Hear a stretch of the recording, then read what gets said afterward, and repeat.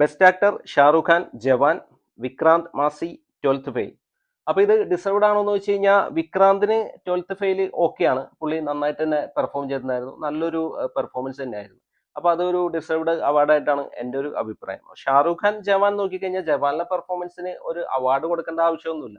പക്ഷെ ഷാറുഖ് ഖാൻ എന്നൊരു അഭിനേതാവ് 33 വർഷമായിട്ട് ബോളിവുഡിൽ, അതിൽ ഇന്ത്യൻ സിനിമയിൽ അഭിനയിച്ചുകൊണ്ടിരിക്കുക. അവാർഡിന് ഡിസർവ്ഡ് ആയ ഒരുപാട് സിനിമകൾ അദ്ദേഹം ചെയ്തിട്ടുണ്ടായിരുന്നു. അപ്പൊ ആ സമയത്തൊക്കെ അദ്ദേഹത്തിന് അവാർഡ് കിട്ടിയിട്ടുണ്ടായിരുന്നില്ല. അപ്പോൾ ഇപ്പോൾ ഏറ്റവും ലേറ്റസ്റ്റ് പറയുകയാണെങ്കിൽ 2014 സ്വദേശി, വീർസാറ അതുപോലത്തെ ഗംഭീര പെർഫോമൻസ് ഉള്ള സിനിമകൾ ലിസ്റ്റിൽ ഉണ്ടായിട്ടു. ഹംതും എന്ന സിനിമയിൽ സെയ്ഫ് അലി ഖാനാണ് അവാർഡ് കൊടുത്തത്.